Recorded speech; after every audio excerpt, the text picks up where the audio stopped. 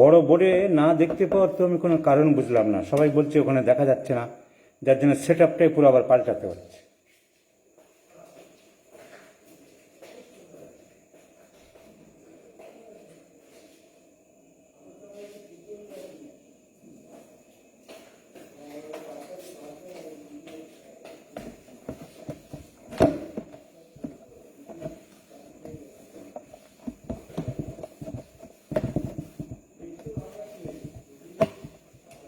তাহলে যেটা বলছিলাম,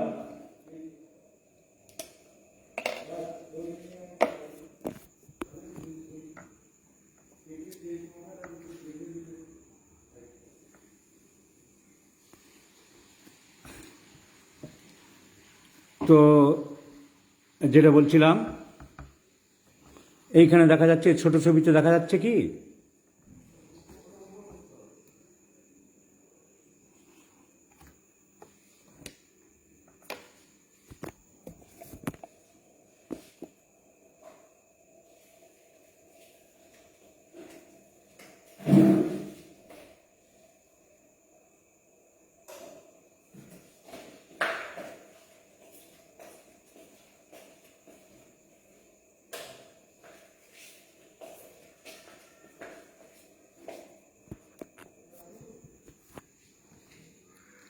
এইটা মনে হয় ঠিক আছে, এবারে সেটিংটা মনে হয় ঠিক আছে। তো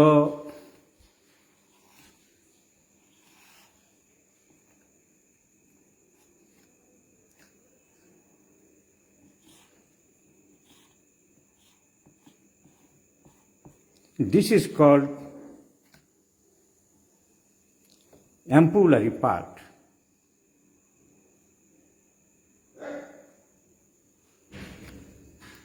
So this sperm comes, enters and comes near the ovum.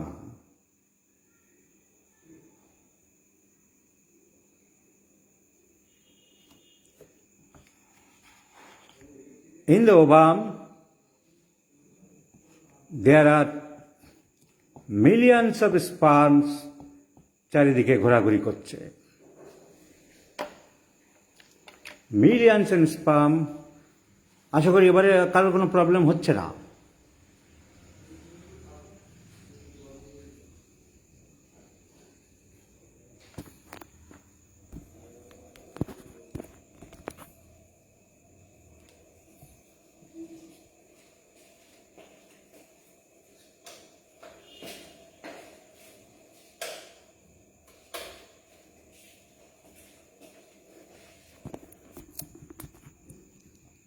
এবারে পরিষ্কার দেখা যাচ্ছে আশা করি। So sperm looks like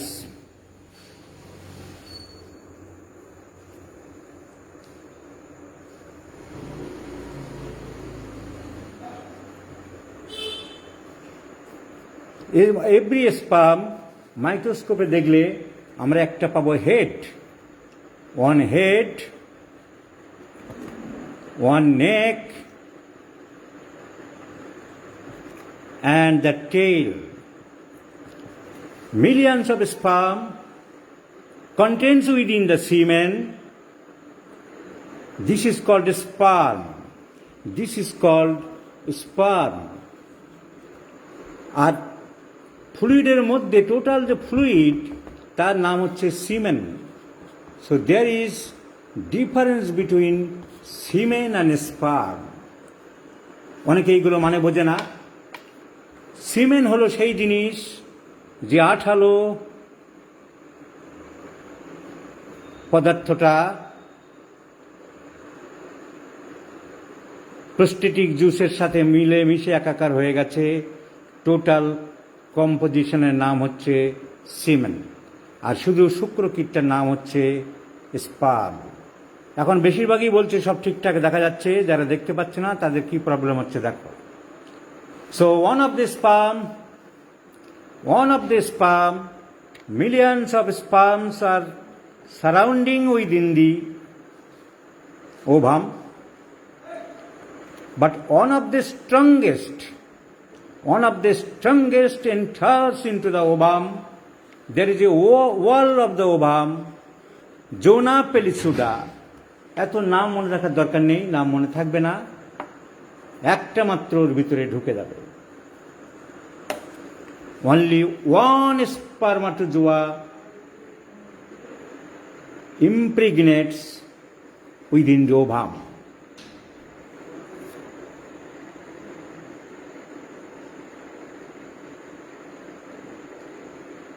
Suppose there is a pada. Suppose there is a pada, in your pada there is one beautiful girl and 50 boys want to get her chance, want to get her love, to take her love. But it is quite impossible to 50 boys to meet with the girl, to sacrifice the love to the girl. So one of the strongest Dada, Mastan, one day he captures the beautiful bill. Similarly, here one of the strongest sperm, as soon as enters within the ovum, the gate closes. গেটটা বন্ধ হয়ে যায় এবং যে মুহূর্তে ঢুকতে পারল, this term is known as capacitation. This term is known as capacitation.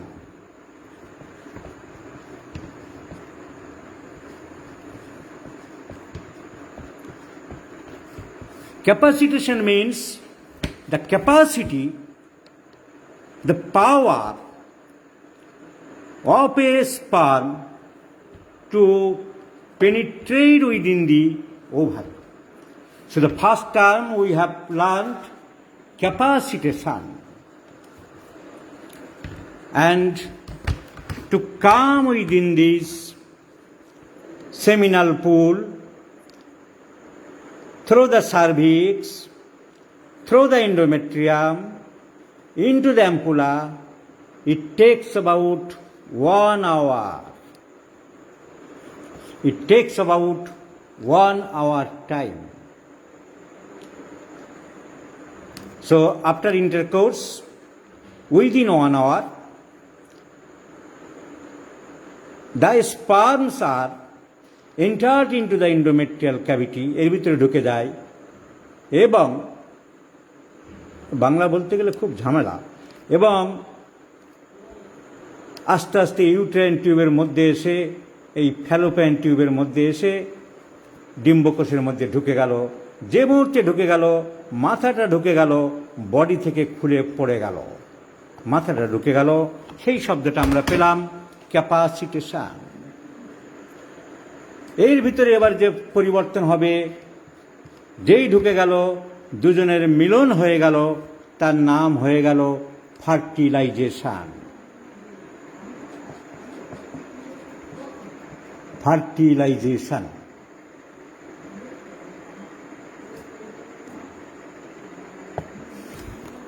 So, fertilization.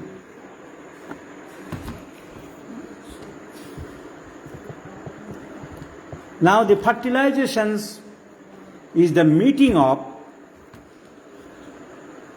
sperm, head of the sperm and the ovum. ইংলিশে বললে আবার অনেকে বোঝে না। So this second term is fertilization. Now there is changes. Changes begins. The beginning of life has starts. This is known as zygote formation. This is known as zygote formation. So capacitation, the capacity of a sperm to enter into the ovum. The second stage is fertilization, and third stage is সবে প্রাণের সৃষ্টি আরম্ভ হতে চলেছে, that is zygote. And this zygote, there is a ball-like structures produced. দুজনের মিলনে, শুক্রকীট এবং ডিমের মিলনে, এর ভিতরে 16টা ডিমের মতন ছোট্ট ছোট্ট সিস্টের মতন হয়ে যায়। এর নাম হচ্ছে morula stage. So morula stage is nothing but 16 cells, collection of 16 different cell division. দুটো থেকে চারটে, চারটে থেকে আটটা, 16টা সেল ডিভিশন হয়ে গেল morula. Next stage is known as, এই মরুলাগুলো আস্তে আস্তে সিস্টের মতন হয়ে যায়, ফাঁকা ফাঁকা হয়ে যায়, তার ভিতরে ফ্লুইড থাকে, এর নাম হচ্ছে blastocyst. They are cyst and that's why the name is blastocyst. Blastocyst. তাহলে এগুলো সবই হচ্ছে এই পর্যন্ত যা হলো, ব্লাস্টোসিস্ট পর্যন্ত যা হলো সব কিন্তু এখানেই হলো।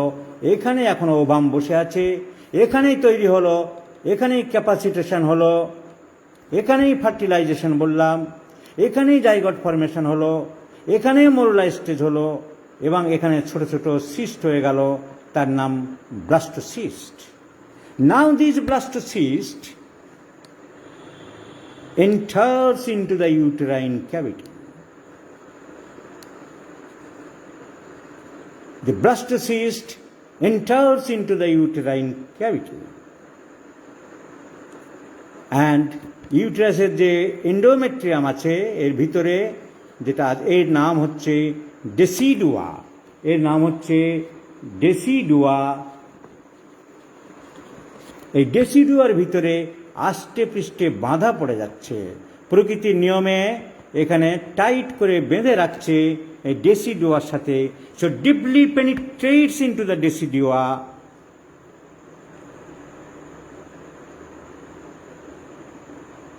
এর নাম হচ্ছে, যেই শক্তভাবে বাঁধা পড়ে গেল তখন তার নাম হচ্ছে ইমপ্লান্টেশন, তখন তার নাম হচ্ছে implantation. Implantation of the zygote within the uterine cavity. সেলের মধ্যে বাধা পড়ছে, সেলের মধ্যে, এর আরেক নাম একে পুরোপুরি বলা হয় interstitial implantation or only implantation. তাহলে আমরা জীবনের শুরুতে, ভ্রূণের শুরুতে কী কী স্টেজ পেলাম? যখন ঢুকছে ক্যাপাসিটেশন, ঢুকে গেছে ফার্টিলাইজেশন, দুজনের মিলন হচ্ছে জাইগট ফরমেশন, তারপরে ডিভিশন, সেল ডিভিশন হচ্ছে মরুলা, তারপরে সিস্ট, ওই সেলগুলো সিস্টের মতন হয়ে যাচ্ছে ব্লাস্টোসিস্ট, সিস্ট ফরমেশন হয়ে গেল। এই সিস্ট ব্লাস্টোসিস্ট, ব্লাস্টোসিস্ট এবারে জ্বরের মধ্যে ঢুকে গেল, ঢুকে গিয়ে আস্তে আস্তে বাঁধা পড়ে যাচ্ছে, তাকে যেই বাঁধা পড়ছে তার নাম হয়ে গেল implantation. This are the first stages. এই পর্যন্ত আমরা জানলাম যে কিভাবে ইমপ্লান্টেশনগুলো পর্যন্ত হলো। নাও দিস ব্লাস্টোসিস্ট, এই ভিতরে যে ঢুকে আসলো যে ব্লাস্টোসিস্ট, এই ব্লাস্টোসিস্টের 3টে লেয়ার হয়। তাহলে এখন জ্বরের মধ্যে যেটা বসে আছে, এখন জ্বরের মধ্যে যেটা বসে আছে তার নাম blastocyst. And this blastocyst has 3 layers. 3 layers. Inner cell,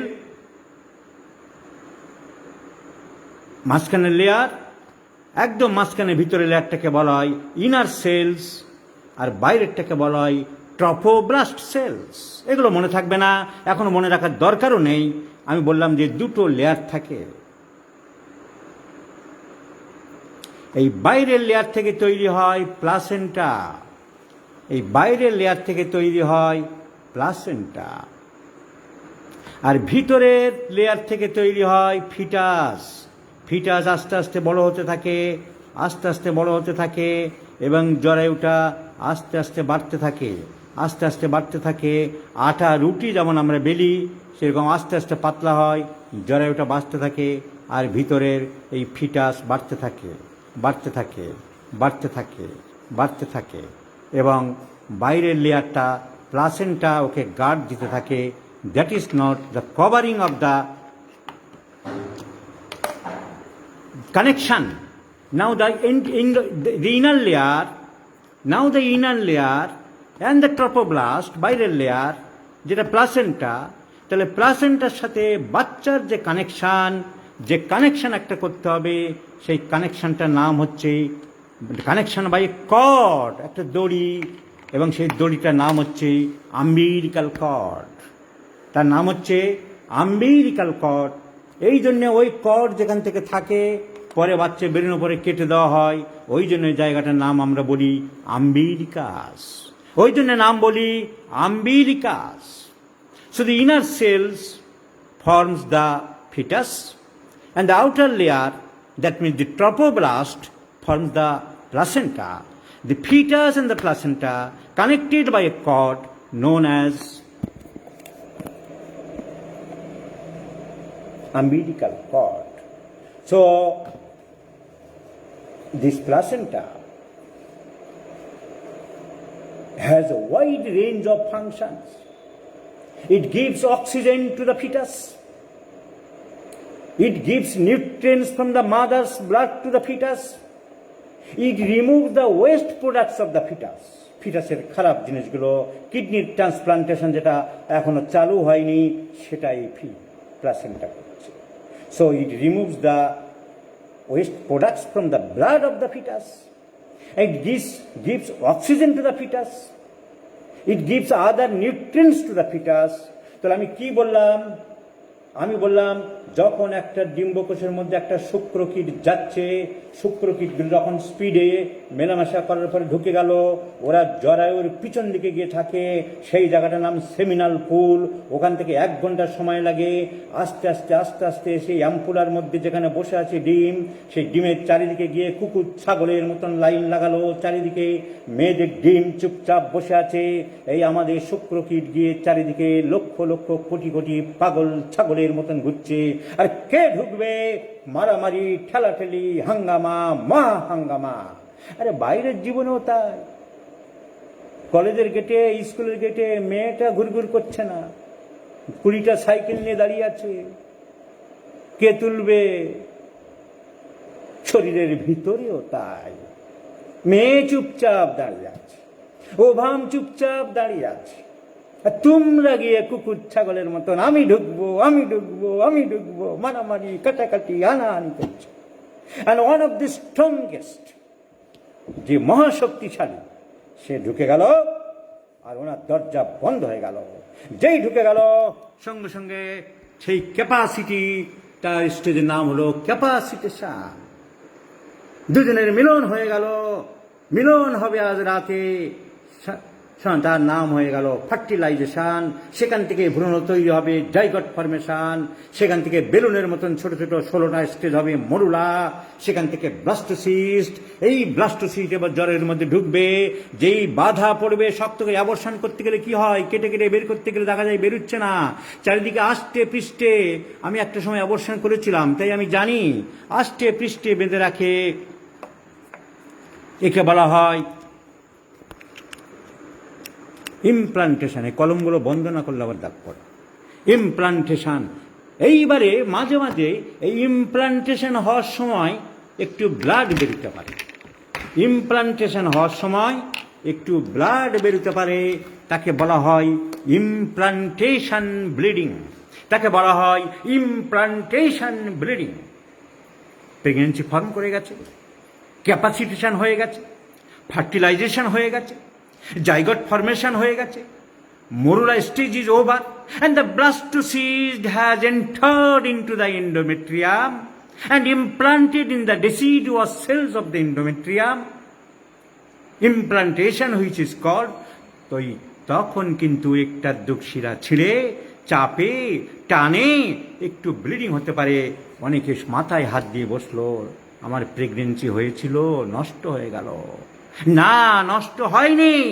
that is called implantation bleeding. অনেক ডাক্তারও ভুল করবে, অনেক রোগী ভুল করবে, অনেক মেয়েরা ভুল করবে। That is nothing but the implantation bleeding.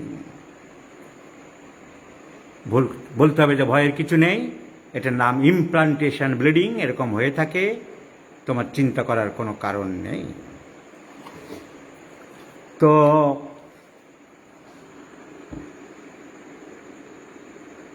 Embryo formation হয়ে গেল। প্লাসেন্টা তৈরি হয়ে গেল। এবারে আমরা তার পরের স্টেজে যাব। বিশাল সাবজেক্ট, আমি 1 ঘন্টার মধ্যে শেষ করে দেবো, সেইভাবে আমাকে ঝড়ের মতন একটু এগোতে হবে। Now the development of the fetus. এইবার এই ফিটাসটা কি, এগুলো মুছে দিলাম।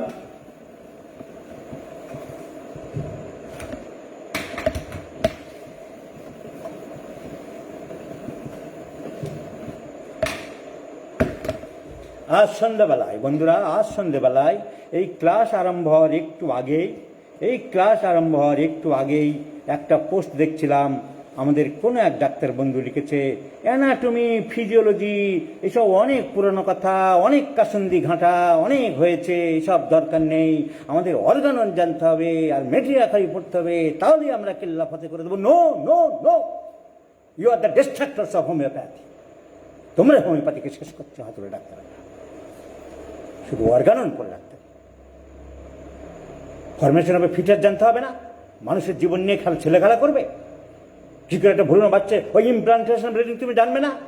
রোগী এসে বলবে ব্রিডিং হচ্ছে, তুমি হেমামেলিজ মাদার চালাবে? জানার দরকার নেই আমাদের সব। তাল মেরেছে আবার অনেকে, হ্যাঁ ঠিক বলেছেন, দারুণ বলেছেন। আর অনেকে তো কলম নিয়ে রেডি থাকে, আবার আঙুল নিয়ে রেডি। কলম মানে আঙুল। এই আমার ছেলের ছবি দিলাম, এই মেয়ের চুল পেকেছে, এই ছেলের নাক দিয়ে পোটা পড়ছে, বা সঙ্গে সঙ্গে পোস্ট, ও লেখা লেখা লেখা লেখা, কাজ নেই যেন আর। যেই লিখলো অ্যানাটমি ফিজিওলজির দরকার নেই, 100 জন হাত তুলে দিল, ঠিক ঠিক ঠিক। মূর্খের স্বর্গে বাস করছে, কিচ্ছু বুঝবেন না, ওই হাতুড়ে ডাক্তারই হবে। You have to sound knowledge in all subjects, তাহলে তুমি কিছুই বুঝবে না। এই ইমপ্লান্টেশন ব্রিডিং তুমি বুঝবে না, তুমি এরপরে আর পর স্টেজে আসছি, সেসব কিছুই বুঝবে না। ডাক্তারবাবু মাসিক বন্ধ হয়েছে, আমি কি প্রেগনেন্ট হয়েছি, তুমি কি বলবে? তুমি অর্গানন নিয়ে পড়ে আছো, অর্গাননে আছেটা কি? অর্গাননের একটা শব্দ আমি বাদ দিচ্ছি না, অর্গাননকে ডিভাইড করছি না, অর্গাননকে কাট অফ করছি না, অর্গাননকে মানবো না বলছি না, কিন্তু বলবো অর্গাননে আছেটা কি। 1 ঘন্টার ব্যাপার, কিছু থিওরিটিক্যাল কথা। হে চিকিৎসক, তুমি তোমার কর্তব্য পালন করো, তোমার আদর্শ আরোগ্য যেন চাপা না দেওয়া থাকে, ভিতর থেকে বাইরে ঠিক মতন রোগী কষ্ট না পায়, যন্ত্রণা না পায়, একটা নীতির দ্বারা তুমি তৈরি করো। তুমি রোগ সম্বন্ধে জানো, তুমি শরীরের ভিতরে একটা শক্তি আছে, জীবনী শক্তি সম্বন্ধে জানো। তো জানলাম, জানতে কি হাতি ঘোড়া লাগে, বছর পর বছর লাগে? অর্গানন পড়ো, অর্গানন সব, অর্গানন করবো, অর্গানন খাবো, অর্গানন কি ধুয়ে জল খাবে? এই তো বলে গেছে, কদিন লাগে জানতে? রোগের কারণ আছে exciting factor, maintaining factor, fundamental cause. রোদ বৃষ্টি লাগলে জ্বর আসতে পারে, মদ খেলে পেট খারাপ হতে পারে, ঠান্ডা মেঝেতে শুলে তোমার নিউমোনিয়া সারবে না, এগুলো এক্সাইটিং ফ্যাক্টরস, মেনটেনিং ফ্যাক্টরস। রোদ লাগলে সানস্ট্রোক হতে পারে, এক্সাইটিং ফ্যাক্টরস। হ্যানিমান বলছে 5, 6, 7 প্রয়োজন। পরে গিয়ে বলছে যে ফান্ডামেন্টাল কজ যোগ হয়েছে, সোরা সিভিলি সাইকোলজি অনুমান করছি যে এরা রোগ সৃষ্টি করতে পারে, মানলাম। বলছি তুমি জীবনী শক্তি মানো, জীবনী শক্তিকে ট্রিটমেন্ট, জীবনী শক্তি না থাকলে লাইফ খোঁটা, মানলাম। অস্বীকার করছে কি? বলছি অ্যাকশন ওষুধে 2 রকম হয়, প্রাইমারি অ্যাকশন, সেকেন্ডারি অ্যাকশন।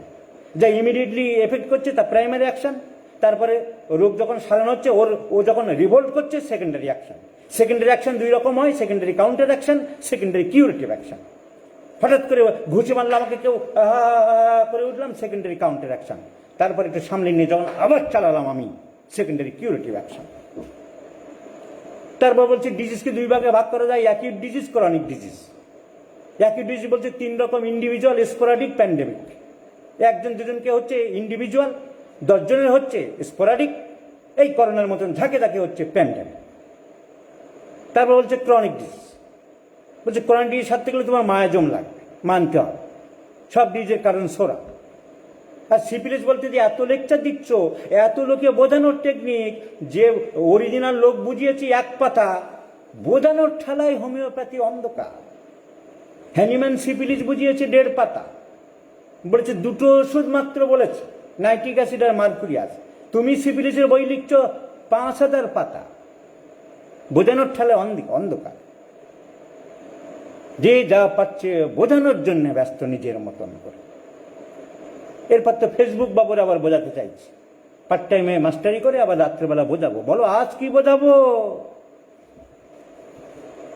গাছের শিকড় বাঁচতো, বলতে আজ কি পড়াও। তারপর বলছে ওয়ান সাইডেড ডিজিজ, যেগুলো এক সাইডে রোগ হয়, মাথা ব্যথা, এগুলো ওয়ান সাইডেড ডিজিজ, ক্রনিক, শরিক in nature, chronic in origin.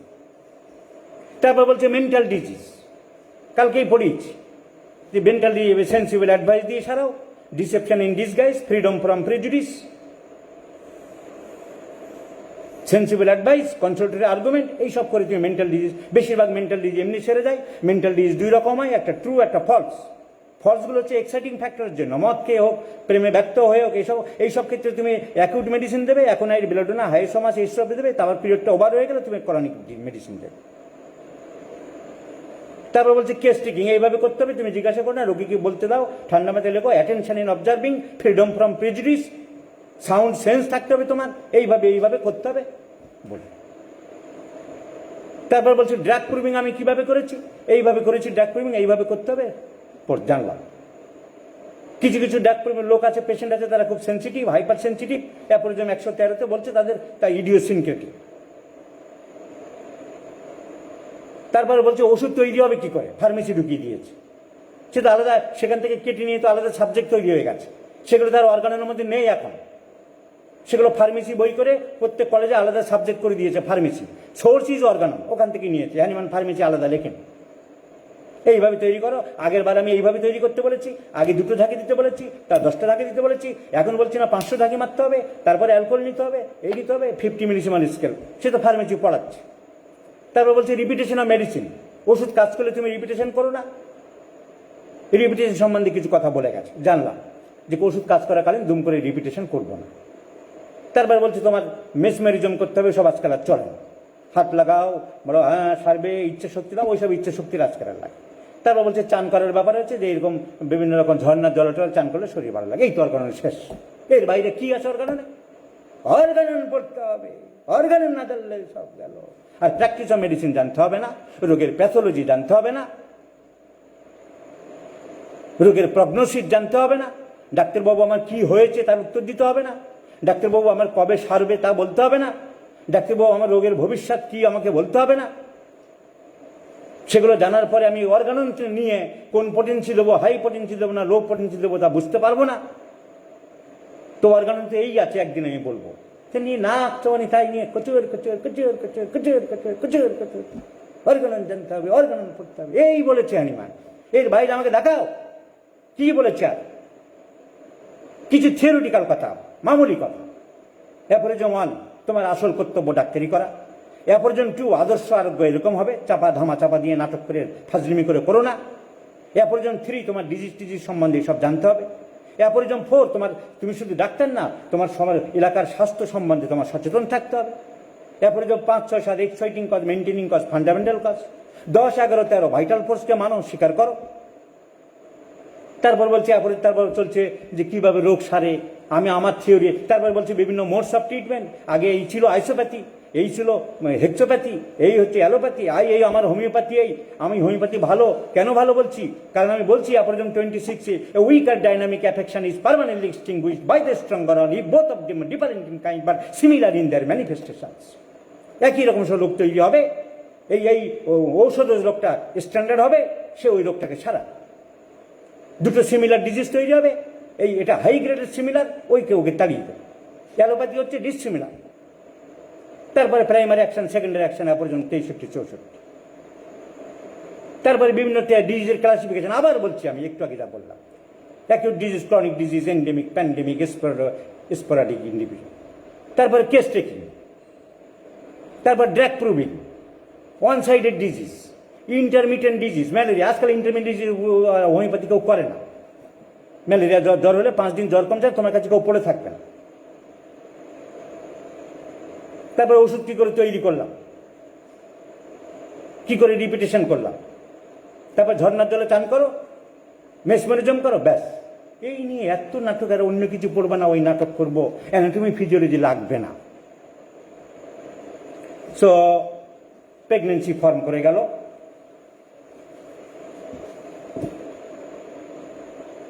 capacitation, fertilization, zygote formation, morula stage, blastocyst, implantation.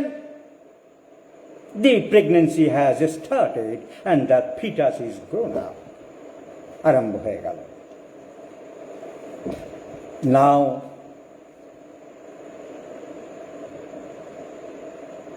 Pregnancy হয়েছে বুঝবো কি করে? Now the signs and symptoms of pregnancy আমরা 3টে স্টেজে ভাগ করা হয়েছে।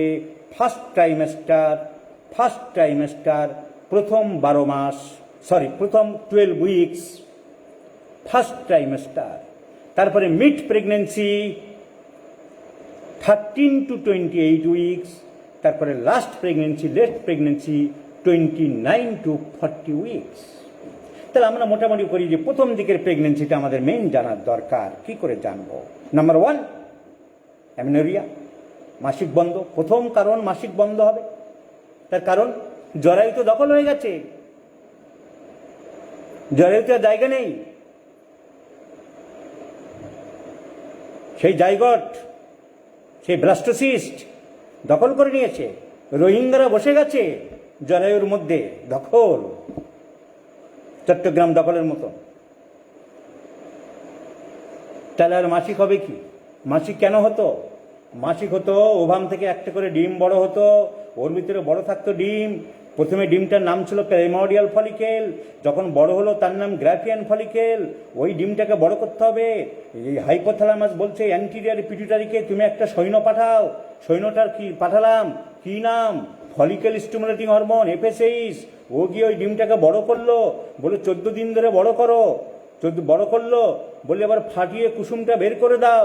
পাচ্ছি না, আমি একা পাচ্ছি না, আরেকটা সৈন্যকে পাঠাও। ঠিক আছে, পাঠিয়ে দিলাম। হাইপোথ্যালামাস বলছে অ্যান্টিরিয়র পিটুইটারিকে আরেকটা সৈন্য পাঠিয়ে দাও। আরেকটা সৈন্য পাঠালাম, কি নাম? LH, luteinizing hormone. Hand by the conjoint action of the follicle stimulating hormone and luteinizing hormone, দিয়ে ওভাম রাপচার্স, কুসুমটা বেরিয়ে গেল। And it is captured by the fimbriated end of the fallopian tube. Fallopian টিউবের মাঝখানে মাথার দিকটায় আঙুলের মতন, জবা ফুলের মতন খাঁজ কাটা আছে। ও গ্যাপ করে ধরে নেয়, by the chemotactic phenomenon, as if iron and magnet. Direct কোনো কমিউনিকেশন নেই। প্যাকেটটা পড়ে রইল, ডিমের খোলাটা পড়ে রইল। খোলা বলল আমি কি করব? তোমার নাম পাল্টে দিলাম। বিয়ের পরে যেমন তোমার মেয়েদের নাম পাল্টে দেয়, তোমার নাম এখন আর গ্রাফিয়ান ফলিকেল রইল না, তোমার নাম হয়ে গেল কর্পাস লুটিয়াম। তুমিও হরমোন ছাড়বে। তুমি একটা রস ছাড়ো, হরমোন ছাড়ো। ছাড়ছি, ওর নাম দাও প্রজেস্টেরন। আর গ্রাফিয়ান ফলিকেল ছাড়ছিল, তার নাম ছিল ইস্ট্রোজেন। এরা এবারে ডিমটা গিয়ে ওই অ্যাম্পুলার ওখানে বসেছিল। এই শুক্রকীট গিয়ে যদি না যেত তাহলে ডিমটা শুকিয়ে যেত। জরায়ুর মধ্যে বিছানা তৈরি হয়েছিল, ওই ইস্ট্রোজেন প্রজেস্টেরন হরমোনটা মিলে করেছিল। এবারে যখন মেলামেশা হলো না, বন্ধু পেল না, তখন পাংচার রাপচার হলো, এরকম করতে থাকলো এবং বেরিয়ে গেল, ঠিক ব্লাড প্রেশারের পাম্পিং এর মতো।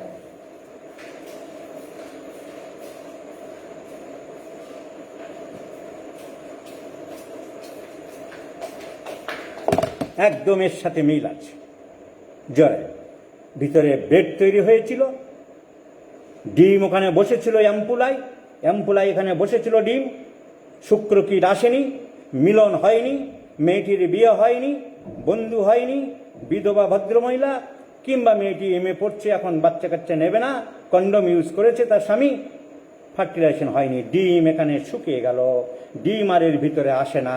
ইট completely disintegrates within the ampullary part of the Fallopian tube. তাহলে বিছানাটা কি হবে? জরায়ু বলছে তাহলে আমি যে বিছানাটা কি করব? কুইজ করো, আস্তে আস্তে চাপো, চেপে ফেটে বেরিয়ে যাচ্ছে, and that is known as menstruation. আর এই কন্ট্রাকশন করার জন্য একটু ব্যথা হচ্ছে পেটে, হবেই তো, কারণ একটু কন্ট্রাকশন হচ্ছে, কারোর কম আর বেশি। কন্ট্রাকশন না করলে বেরোবে না।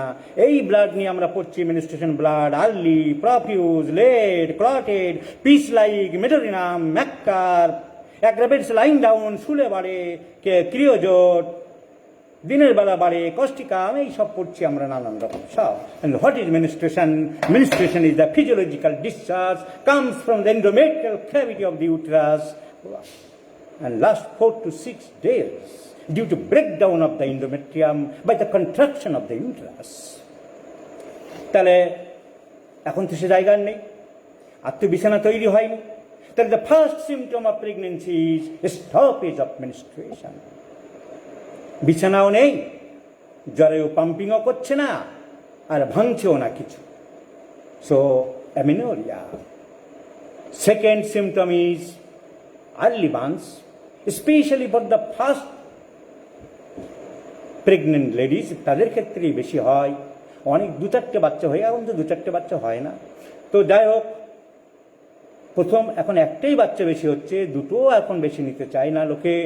তো প্রথম মাসটা যা হোক করে কাটলো, সেকেন্ড মাস থেকে আর খেতে পাচ্ছে না, বমির ভাব, nausea and vomiting. So the first early some symptoms of pregnancy, number 1, menstruation stop. Amenorrhea, ya means absent, meno means menstruation, rhea means discharge, absent of menstrual discharge. Number 2, nausea and vomiting. এই nausea and vomiting obstetrics বলা হয় morning sickness. কেন morning sickness? এটা সাধারণত সকালের দিকেই হয়, তাই এর নাম হয়েছে মর্নিং সিকনেস। সাধারণত দ্বিতীয় মাসে হয়, তৃতীয় মাস থেকে অটোমেটিক কমে যায়। কারোর খুব বেড়ে যায়, কারোর খুবই বেড়ে যায়, ট্রিটমেন্ট করতে হয়, ডিহাইড্রেশন হয়ে যায়। So it should be manage করতে হবে। অর্গানন পড়লে হবে না, অর্গানন পড়লে তুমি এটা ম্যানেজ করতে পারবে না। মানে বলেনি অর্গাননে যে মর্নিং সিকনেস কি করে ম্যানেজ করতে হবে, অর্গানন পড়লে সব হয়ে যাবে। সো ডিহাইড্রেশন হতে পারে।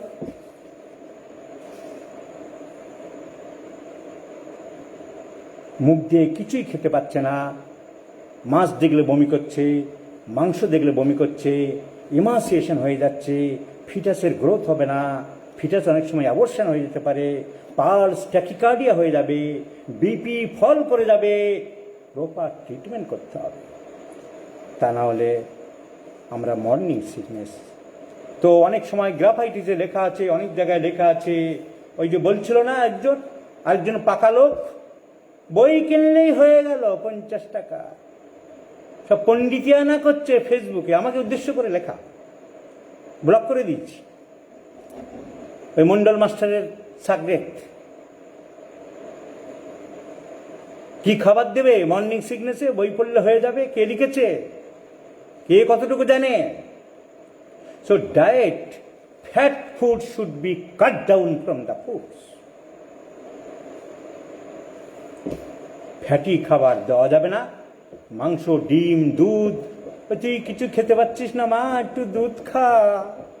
না, দুধ চলবে না।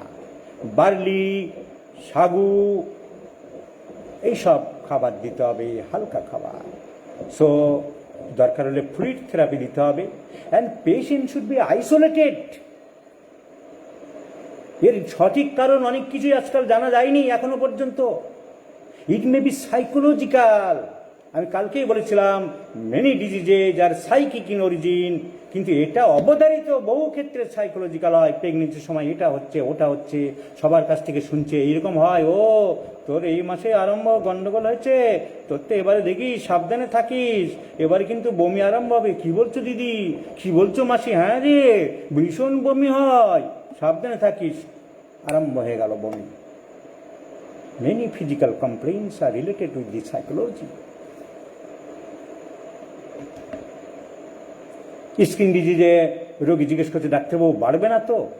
50 মিলিসিমান নেই বা দেওয়া যাচ্ছে না কোনো কারণে, সাপ্রেশনের হিস্ট্রি পাওয়া যাচ্ছে, সালফারের সব হিস্ট্রি, সালফার 1M বা 200 দূরে বাড়তে পারে।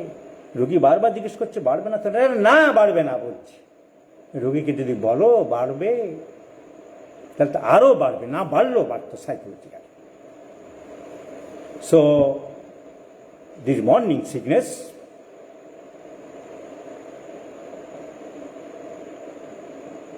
may be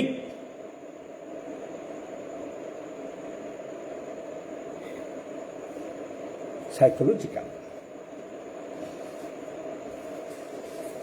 So rest and isolation পেশেন্টকে আলাদা রাখতে হবে। পেশেন্টকে আলাদা না রাখলে এ আসবে, ও আসবে, কথা বলবে, জ্ঞান দেবে, কিন্তু প্রবলেম হতে পারে। So patient should be isolated.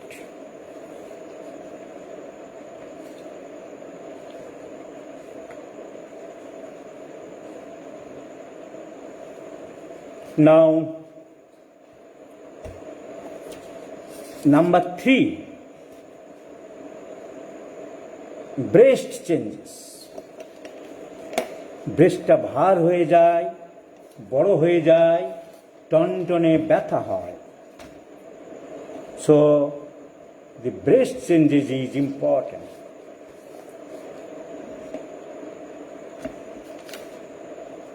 Feeling of fullness, tightness and enlargement of both the breasts, and কাদের বেশি হয়, especially in primigravida, যারা নতুন ফার্স্ট টাইম প্রেগনেন্সি হচ্ছে তাদের ক্ষেত্রেই বেশি হয়।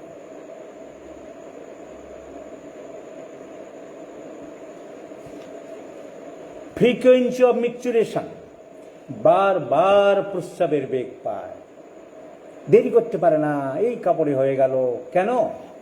ইউট্রাসটা যত বাড়ছে, তার সামনে আছে ব্লাডার, পিছনে আছে rectum. It gives pressure on the posterior wall of the bladder, and bladder এর posterior wall থাকে ট্রাইগোন বলে একটা জিনিস, দেখিয়ে দিচ্ছি।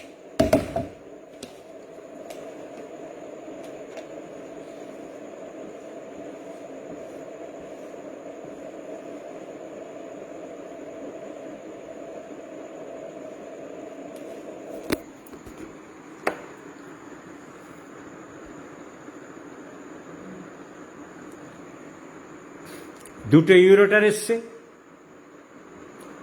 জয়েন করলো, নিচের দিকে যেখানে মুখ থেকে ব্লাডারের, ছবিটা ভালো হয়নি, ব্লাডারের নেক থেকে যেখান থেকে ইউরেথ্রা বেরিয়ে যাচ্ছে, এই 3টে পয়েন্টকে যদি আমরা এক করি তাহলে একটা 3 কোনা জায়গা পেতে পারি।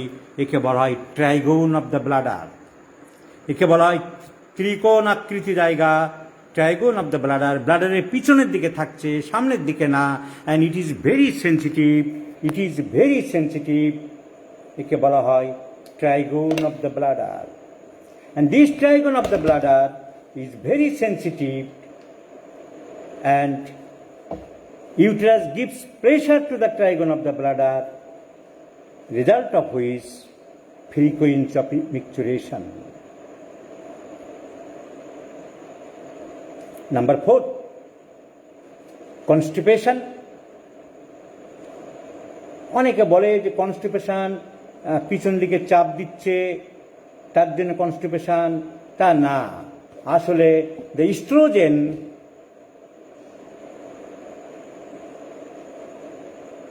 the chorionigonotropic hormone acts over the plain muscles of the uterus,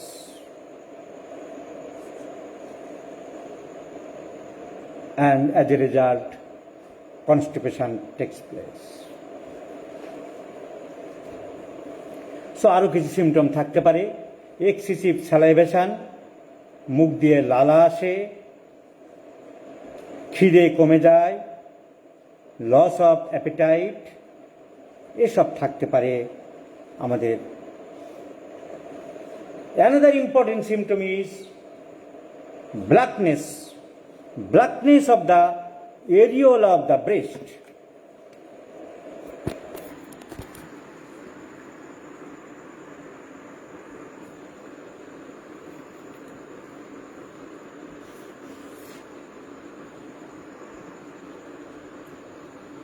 This is nipple, this is breast. নিপেলের চারিদিকটায় কালো স্পট হয়ে যায়। আগে যেটা কুমারী মেয়েদের, ভার্জিন মেয়েদের গোলাপি রঙের থাকে, Pinki colour, it converts into the black colour. So black discoloration surrounding the areola. So black discoloration, that is called pigmentation of the areola. এবং ব্রেস্টের নিপেলের চারিদিকে ভালো করে দেখলে দেখা যাবে যে ছোট ছোট কোন দিকে গেল, ছোট ছোট টিউবারকেল মতন আছে নিপেলের চারিদিকটায় ছোট ছোট ফোঁটা ফোঁটা থাকে, জিভে যেমন ছোট প্যাপিলিগুলি থাকে, ফিলিফর্ম প্যাপিলি, একে বলা হয় মন্টোগোমারি টিউবারকেল। এত মনে রাখার দরকার নেই, একে বলা হয় Montgomery tubercle. Along the Montgomery tubercle this area becomes dark and black. The virgin lady which is pink in colour, গোলাপি রঙের থাকে, that completely comes into the blackish or dark color. So this is the another important symptoms of pigmentation of the breast not only enlarges, not only there is heaviness sensation,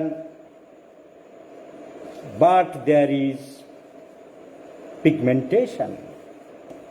There is pigmentation. These are the early symptoms of pregnancy.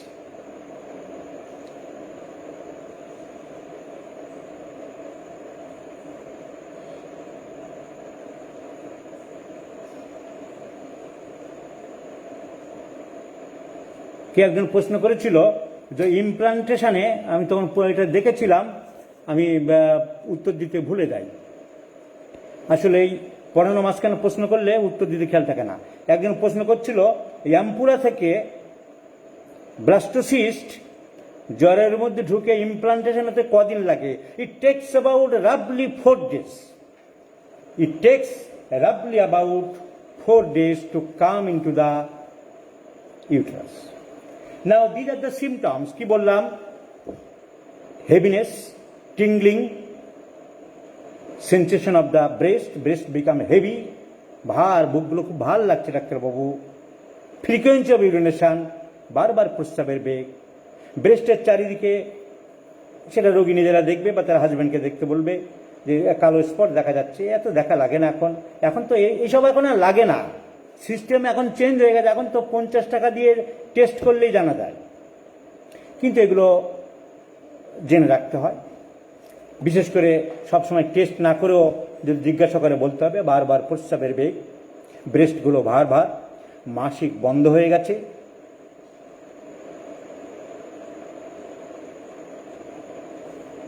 অনেকে যে test করে বাজার থেকে pregnancy test, break colour card, ওরা জানে না। ডাক্তারবাবু আমার কিন্তু প্রেগনেন্সি হয়নি, মাসিক বন্ধ হয়েছে, বুকটা ভার, কিন্তু প্রেগনেন্সি হয়নি। কি করে বুঝলেন? আমি টেস্ট করেছি, আমি এমনি আসিনি, দুবার আমার টেস্ট করা হয়ে গেছে। কবে করলেন? এই তো কাল একবার করলাম, সামনে গত সপ্তাহে একবার করলাম। 45 দিনের আগে টেস্টে যথাযথ রেজাল্ট আসে না, কারণ HCG, হিউম্যানো কোরিয়নো gonadotrophic hormone, which secretes from the placenta, generally appears, comes, exits after 45 days of the first day of the last menstrual cycle. লাস্টে যে মেনস্ট্রুয়েশন হয়েছিল সেইখান থেকে, তার প্রথম দিন থেকে আমাদের প্রেগনেন্সি কাউন্ট হয়। সেখান থেকে 45 দিন না হলে তুমি এই যে হরমোনটা পাওয়ার কথা সেটা আসে না। উনি করলেন কবে? 20 তারিখ, 20 দিন, 25 দিনের দিন করে আসলো। So pregnancy test positive negative তুমি বুঝতে পারবে না 45-50 দিনের আগে ওই কোরিয়নো gonadotrophic হরমোন ঠিক মতো বেরোয় না। তাহলে আমি আর্লি প্রেগনেন্সি সিমটম যা বললাম, এবারে আরো শিওরেস্ট সিমটম হচ্ছে হেগার সাইন। 6 সপ্তাহ হয়ে গেলে একটা সাইন পাওয়া যায়, সেটা ডাক্তাররা হাত দিয়ে দেখে। হাত দিলে ইউট্রাসের যে সার্ভিক্স, ওখানে আঙুল দিয়ে চাপলে খুব নরম হয়ে যায়। The softness of the isthmus of the cervix is known as Hegar sign. এগুলো গাইনোকোলজি ডাক্তাররা দেখে, আমরা তো জেনারেল প্র্যাকটিস করি না, আমাদের এগুলো দরকারও নেই। তাহলে মোটামুটি এই একটা কনফার্ম টেস্ট ডাক্তাররা করে, হাত দিয়ে আমরাও দেখেছি, আমি শিখেছি, যেগুলো সফট হয়ে যায়। So Hegar sign, gynaecologist Hegar discover this, Hegar sign positive হয়। নাও দ্য মিড প্রেগনেন্সি, আরও অনেক কিছু সিমটম পাওয়া যেতে পারে। পরের প্রেগনেন্সিতে enlargement of the abdomen, amenorrhoea persist করছে। বলেছিলাম মিড প্রেগনেন্সি 13 to 28, 13 থেকে 28 সপ্তাহ। সো কি কি সিমটম পাওয়া যাবে? Quickening, fluttering sensation felt by the mother. Fetus movement হচ্ছে, কি যেন দুম করে লাফ দিল, ডাক্তারবাবু কি যেন না, বাচ্চা মানে হাত পা নাড়ে নাকি যায় না, দুম করে কি একটা লাফায়, তাকে বলা হয় কুইকেনিং। সো শিওরেস্ট সাইন আমি পাবো কুইকেনিং। অ্যামেনোরিয়া থাকবে, মাসিক বন্ধ আছে, পেট বড় হচ্ছে, এবং মাদার একটা সিমটম দিচ্ছে, আগে যেমন দিয়েছিল morning sickness. Sign and symptoms, symptoms আমরা যেটা দেখছি সেটা সিমটম, ডাক্তার যেটা পরীক্ষা করছে এবং রোগী যেটা শিওর দিচ্ছে, that is sign. So quickening is felt by the mother. A fluttering sensation, কিছু যেন কেঁপে উঠছে, হঠাৎ লাফিয়ে উঠছে, 4.5 মাস থেকে আরম্ভ হয়। 4.5 মাস থেকে 5 মাসের মধ্যে সব থেকে বেশি পাওয়া যায়। সো কুইকেনিং। আর যে পিগমেন্টেশন, প্রেগনেন্সিতে কালো স্পট, একটা পিগমেন্টেশন হওয়ার টেন্ডেন্সি থাকে, যে পিগমেন্টেশন সর্বপ্রথম আরম্ভ হয়েছিল along the Montgomery tubercle of the surrounding part of the nipple, নিপেলের চারিদিকে যে কালো দাগ আরম্ভ হয়েছিল, ওইখানে আর সীমাবদ্ধ নেই। মুখে কালো স্পট, পেটে কালো স্পট, চারিদিকে কালো স্পট আরম্ভ হয়ে গেছে। পিগমেন্টেশন ইজ গ্রেটলি ইনক্রিজ, তখন তার নাম হয়ে গেল কোলাজমা, যেটা সিপিয়াতে আমরা দেখি। সো কোলাজমা। তো মর্নিং সিকনেস আপনারা পেয়েছিলাম। এই মর্নিং সিকনেস হোমিওপ্যাথিতে ট্রিটমেন্ট খুব ভালো ওষুধ আছে। Graphites is the medicine, ট্যাবেকাম is the medicine, phosphorus is the wonderful medicine. ঠান্ডা জল খেতে চায়, ঠান্ডা পানি খেতে চায়, পেটটা জ্বালা করে, অন্ধকারে থাকতে চায় না, লাইট জ্বালিয়ে থাকতে চায়। I have cure phosphorus. জল খেতে পাচ্ছে না, পানি খেলে, জল খেলেই বমি। অনেক দিন আগে আমার আর্লি লাইফে ফসফরাস 30 দুটো ডোজ দিয়ে সাংঘাতিক বমি, মর্নিং সিকনেস কমছিল না।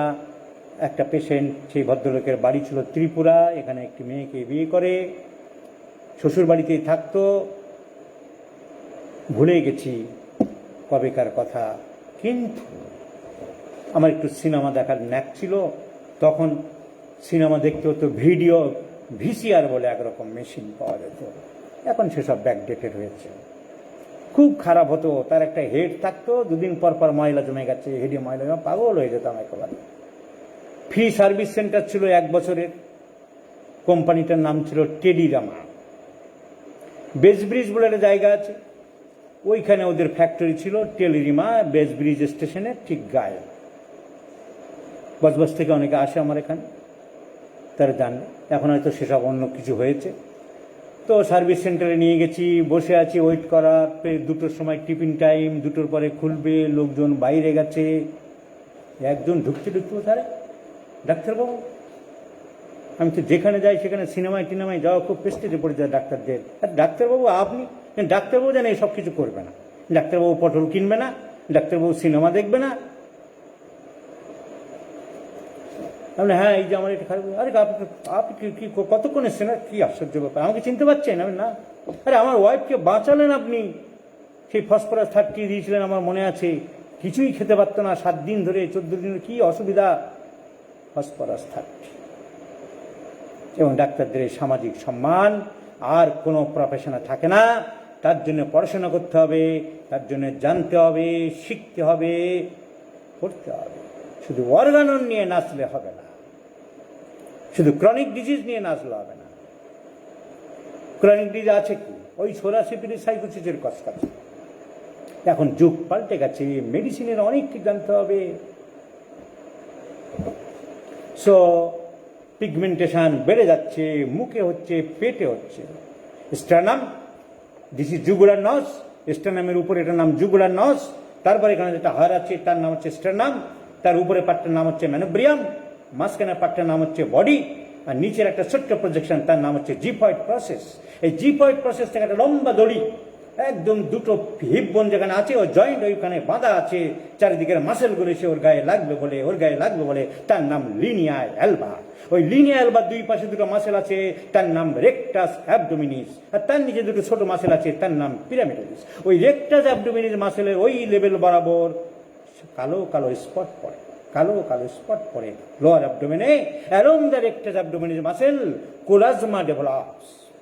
So quickening felt by the mother, amenorrhea, enlargement of the uterus, and pigmentation, and sometimes colostrum. What is colostrum?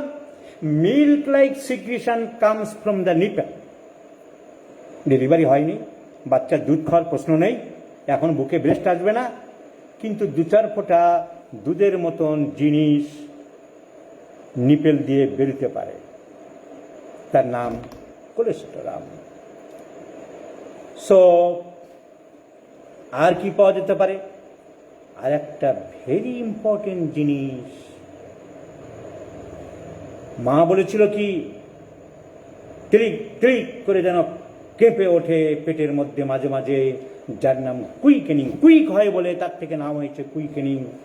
আর একটা জিনিস আবিষ্কার করেছিল John Braxton Hicks, Hegar signs আবিষ্কার করেছিল John Braxton Hicks of London 1872 সালে। তার নাম হয়ে গেল Braxton Hicks sign. Painless intermittent uterine contraction felt by the physician. Doctor দেখলে বুঝতে পারবে। অ্যান্ড ইন্টারমিটেন্ট, রোগীও বলতে পারে, intermittent painless uterine contraction, intervals of gapping, হঠাৎ করে গ্যাপ দিয়ে দিয়ে কেঁপে ওঠে, তাকে বলা হয় ব্র্যাক্সটন হিক্স সাইন। আরও অনেক বলা যেতে পারে, এগুলো এখন আমাদের কাছে আসে না, সব কাট করতে হয়, হসপিটালে যায়, অ্যালোপ্যাথি গাইনি ডাক্তারের কাছে যায়, এইসব নিয়ে আর সময় নষ্ট করলাম না। আরও আছে ব্যালটমেন্ট। ব্যালটমেন্ট কি জিনিস? ব্যালট কথার মানে হলো টস করা, বল ছোঁড়া। দুম করে যেন কে ছুঁড়ে দিল, দুম করে যেন কে কেউ পেটের থেকে যেন দুম করে কে কেউ ধাক্কা দিল। So ballottement is there, quickening is there, Braxton Hicks contraction is there. These are the 3 important symptoms of mid pregnancy. Now late pregnancy, ওই অ্যামিনিরা থাকবে, এই সবগুলো কমে গেছে, ব্র্যাক্সটন হিক্স কন্ট্রাকশন কমে গেছে, কুইকেনিং কমে গেছে, বাচ্চা বড় হয়ে গেছে, কিন্তু মায়ের অন্য কিছু সিমটম দেখা দেবে। প্রেশার সিমটম, বাচ্চা চাপ দিচ্ছে পেটে, পেরিটোনিয়াল ক্যাভিটিতে, যন্ত্রপাতিতে, ভিসারাতে চাপ দিচ্ছে, over the liver, over the pancreas, over the spleen, over the intestine, duodenum, jejunum, ileum, ascending colon, transverse colon, descending colon, pelvic colon, caecum, appendix, all are pressed by the fetus. So oedema venous সার্কুলেশনে disturb হচ্ছে, venous flow ঠিক মতো নিচের দিকে যেতে পারছে না। আমরা জানি নিচের দিক থেকে সমস্ত সব খারাপ রক্ত, ডিঅক্সিজেনের ব্লাড চলে আসছে, গ্রেট সেপেনাস ভেন, সেই ভেনগুলো জুড়ে জুড়ে আসছে কিনা common iliac veins. Common iliac vein দুই দিকে জুড়ে হলো inferior vena cava. Inferior vena cava উপর দিকে উঠছে, ইট পিয়ার্সেস দ্য ডায়াফ্রাম, ডায়াফ্রামকে ক্রস করে হার্টে রাইট অ্যাট্রামে এগিয়ে যাচ্ছে। সো ব্লাড ফ্লো ডিস্টার্ব, ফলে ইডিমা হচ্ছে। Oedema of the ankles, oedema of the foot, তার জন্য শ্বাসকষ্ট হবে, চাপ পড়ছে পেটে, ব্রেথলেসনেস, প্যালপেশন, বুক ধড়ফড় করবে। সো পেট বড় হচ্ছে, মাসিক বন্ধ আছে, কিন্তু সাম প্রেশার সিমটমস ডেভেলপ, এবং আবার নতুন করে আরম্ভ হবে ফ্রিকোয়েন্সি অফ মিকচুরেশন, যা 2 মাসের 3 মাসের সময় ছিল, 1.5 মাস 2 মাসের ছিল, মাঝখানে ছিল না বারবার প্রস্রাব পাওয়া, আবার আরম্ভ হলো এই 7 মাসের 8 মাসের সময়। কেন? The fetus is enlarged. The fetus has grown up enough. আবার ব্লাডারে চাপ পড়ছে।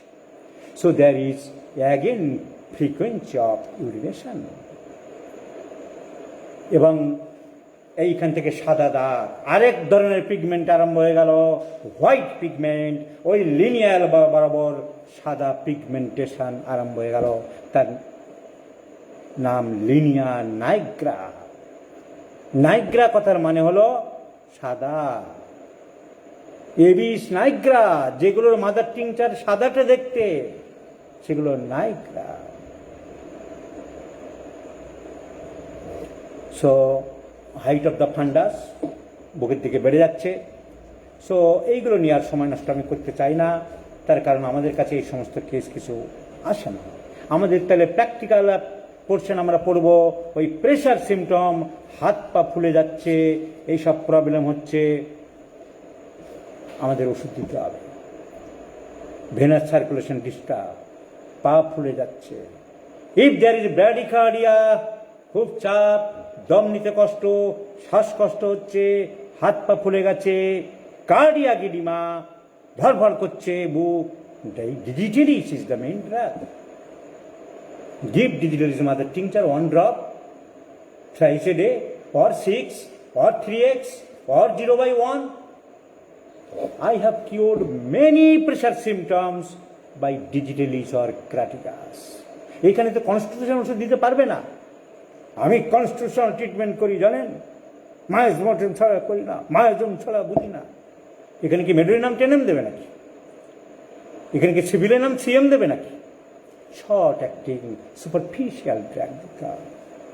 পা ফুলে গেছে, চাপলে বসে যাচ্ছে, পিটিং ইডিমা, ঠান্ডা দিলে কমে, ঠান্ডাই কমছে, লিডাম্প্যাল is the choice of remedy. খুব দুর্বলতা, পা যেখানে ফুলে গেছে, কালো হয়ে গেছে, ভীষণ দুর্বল, আর চলতে পারছি না, ডাক্তারবাবু আমি মনে হয় আর বাঁচবো না, arsenic is the choice of remedy. রোগী বলে দেবে যে কি চাইছে, তোমাকে সিলেক্ট করতে হয়। সত্যজিৎ রায়কে অভিনেতারা ভয় পেত, জিজ্ঞেস করতো আমি কিভাবে কি বলবো। হীরক রাজার দেশে বৈজ্ঞানিকের ভূমিকায় সন্তোষ দত্ত বলছে আমি কিভাবে কথা বলবো, একটু বলে দিন। তোমাকে যখন আমি একটা ধরা পড়িয়ে দেবো না, লেখা পড়িয়ে দেবো, পাগলা বৈজ্ঞানিক বানিয়ে দেবো, দেখবো ওটা পড়লেই তোমার ডায়লগ অটোমেটিক কিরকম করে বলতে হবে তোমার এসে যাবে। তো রোগী এরকম বলে দেবে যে কিভাবে কি ওষুধ কখন এসে যাবে। So pressure symptoms we can manage. Doctor আমার তো কাট করা, তোমার কাছে কোনগুলো আসবে? এইটা আসবে। আমার তো কাট করা আছে, হসপিটালে দেখাবো, কিন্তু এই পাটা ফুলে যাচ্ছে হঠাৎ, বুকটা খুব ধরপড় করছে, একটুখানি সামলে দিন। তোমাকে এগুলো সামলাতে হবে। বমির ভাব হচ্ছে, মর্নিং সিকনেস সামলাতে হবে। মাঝখানে টুকটাক পেটের গন্ডগোল, এটা এই সময়ে ডেভেলপ করে। আরেকটা ডিজিজ ভেনাস থ্রম্বোসিস, ওই সার্কুলেশন ফ্লো ডিস্টার্ব হয়। অ্যাসিড ফ্লো 50 মিলিসিমেল স্কেলে দিতে পারো। সিমটম গরম, বড্ড গরম লাগছে, বারবার চান করতে চাইছে, টক ঝাল খেতে ইচ্ছে করছে, কিচ্ছু খেতে বলছে আমাকে একটু কষিয়ে রসিয়ে তেল দিয়ে ভেজে দে না, অন্য কিছু ভালো লাগছে না। Fluoric acid is the choice of remedy. হাত পা ঠান্ডা হয়ে যাচ্ছে, ভেনাসেস্টিসিস, পা হাত দেওয়া যাচ্ছে না, বরফের মতো ঠান্ডা, পেটে খুব গ্যাস হচ্ছে, হৌ হৌকে ঢেকুর তুলছে, কার্বোভেজ ইজ দ্য রেমেডি।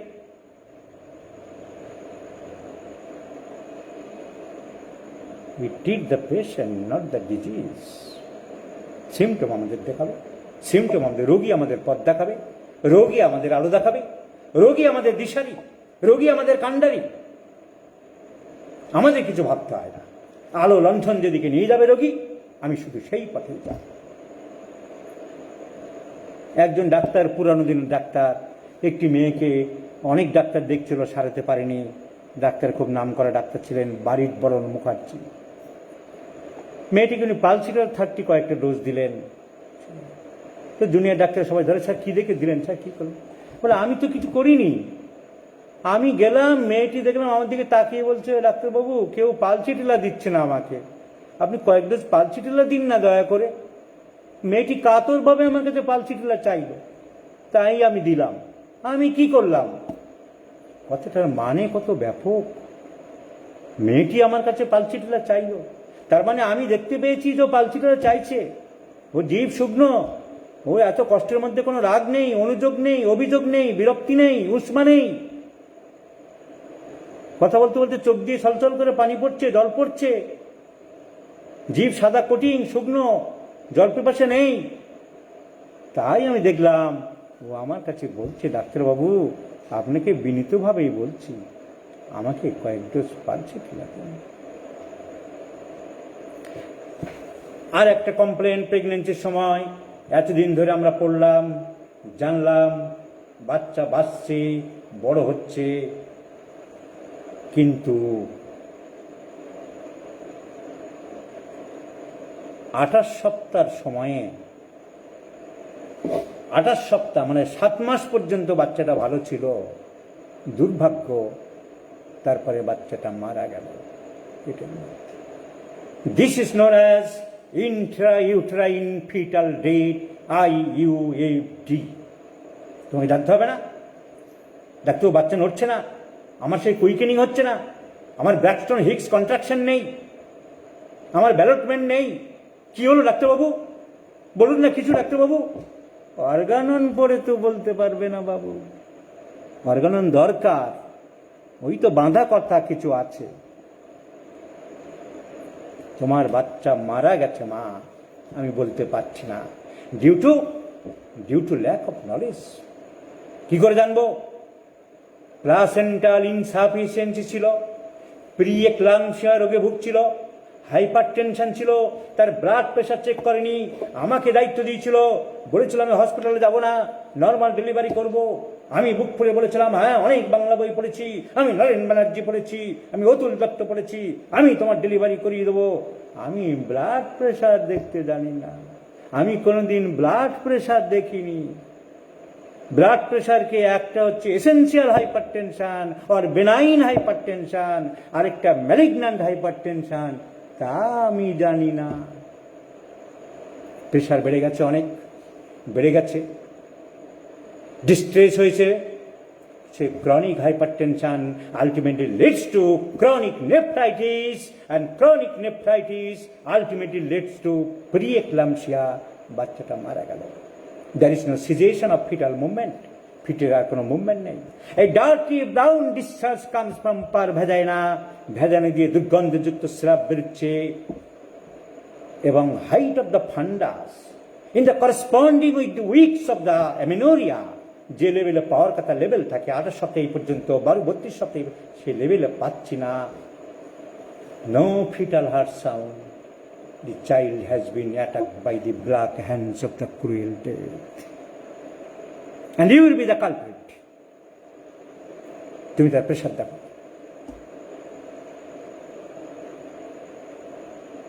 তুমি তার রুটিন চেক আপ করো, তুমি তার সুগার দেখো না, তুমি তার থাইরয়েড এস্টিমেশন করো। তুমি বলেছিলে যে গাইনি ডাক্তার কাছে যেতে হবে না, আমি সব ম্যানেজ করব। তুমি খালি অর্গানের উপরে যাচ্ছ, অ্যাপোরিজম। The highest only and physician to restore the sick, to help to cure as it is done. তুমি পড়ছে অ্যাপোরিজম 2। The highest ideal of cure is rapid, gentle, permanent restoration of health, annihilation of the disease in the whole extent. কিতাবে theoretical জিনিস খালি পড়ে যাচ্ছে। তুমি পড়ছে অ্যাপোরিজম 26। A weaker dynamic affection is permanently extinguished by the stronger one, if both of them different in kind but similar in their manifestation. কি কাজে লাগবে সে তো জানি, ডিজিজটা এইভাবে সারছে। হোমিওপ্যাথি ফর্মুলাটাই এই, আমার দারোয়ানকে শক্তিশালী করতে হবে, দারোয়ান চোরকে তাড়াবে। কিন্তু আমি মাকে মাতৃত্ব থেকে বঞ্চিত করলাম। I shall be the responsible. I shall be the accepted as one of the important and most printed culprits in the society. So intrauterine fetal death, বাচ্চার কোনো মুভমেন্ট নেই, বাচ্চার হার্ট সাউন্ড নেই, ব্ল্যাকিশ ডিসচার্জ আরম্ভ হচ্ছে, ইউটেরাসের যে লেভেলে থাকার কথা সেই লেভেলে নেই, এবং মেন কারণ হলো প্রি এক্লাম্পসিয়া, যার আরেক নাম toxaemia in pregnancy and hypertension and kidney disease. Now haemorrhage during pregnancy. প্রেগনেন্সির সময় যদি হ্যামারেজ হয়, হঠাৎ করে ব্লিডিং হচ্ছে, তোমার কাছে আসতেই পারে। আমি বলেছিলাম যে কোন কোন ক্ষেত্রে তুমি ট্যাকেল করতে পারো, আমি শুধু সেইগুলোই বলবো, কারণ যুগের সাথে চলতে হবে, তালের সাথে চলতে হবে, না চললে হবে না। ঠাকুর রামকৃষ্ণের বাণী আছে, যেখানে যেমন সেখানে তেমন। আমেরিকার নিকন কোম্পানি, সুজুকি কোম্পানি ক্যামেরার হাজার হাজার লোক কর্মচারী ছিল, কোম্পানি উঠে গেল, কারণ এই মোবাইল গ্রাস করে দিয়েছে। যুগের সাথে চলতে হবে, যুগের সাথে চলতে পারিনি বলে নোকিয়া টাচ ফোন আর চলল না। অ্যান্ড্রয়েড নেই, উইন্ডো নিয়েছিল সবাই অ্যান্ড্রয়েড। সো আর্লি হ্যামারেজ যদি হয় প্রেগনেন্সির সময়, আমাদের ট্যাকল করতে হতে পারে। কি কি কারণে হয়? অ্যাবর্শন। অ্যাবর্শন দুই রকম ভাবে ভাগ করবে, একটা হচ্ছে থ্রেটেন্ড অ্যাবর্শন, আর একটা হচ্ছে ইনএভাইটেবল অ্যাবর্শন। ডাক্তারবাবু আমার রক্ত পড়ছে, জানেন কি হলো জানেন? কালকের থেকে আমি না কলতলায় পড়ে গিয়েছিলাম, বাচ্চা নষ্ট পুরো হয়নি, ধাক্কা খেয়েছে, রাপচার হয়েছে, ইউটেরাসের ভিতরে অ্যামিনিওটিক স্যাক থেকে কিছু ফ্লুইড বেরোচ্ছে, তার সঙ্গে শিরা ছিঁড়ে অল্প রক্ত বেরোচ্ছে। This is called threatened abortion. ধাক্কা খেয়েছে, ফিটাস মরেনি, ফিটাস বাঁচবে, ফিটাস বাঁচতে চায়, ফিটাস পৃথিবীর আলো দেখতে চায়। তুমি মেটেমেডিকা পড়লে হবে, অর্গানন পড়লে হবে, 50 মিলিসিমাল জানলে হবে। The first treatment is rest in the bed. এই লাইনটাই তুমি বললে না, তুমি ওষুধ খুঁজে বেড়াচ্ছ, তুমি কম্পিউটার রেপার্টরি করে বেড়াচ্ছ। Rest in the bed is the first treatment in case of কলতলায় পড়ে যাওয়া, রিক্সায় গিয়েছিল একা একা। তাহলে তোমাকে অ্যাডভাইস করতে হবে, একা একা রিক্সায় চলবে না, গাড়িতে চলবে না, দৌড়াবে না, কলতলায় সামনে সাবধানে যাবে, otherwise there is chance of threatened abortion. আর কি হয়? প্রেগনেন্সি না হয়ে অনেক সময় মোলে ভর্তি হয়ে যায়, প্রেগনেন্সির মতোই সিমটম থাকে, সেটা হাইড্রাটিফর্ম মোল, সেটা আমাদের এখানে দরকার নেই।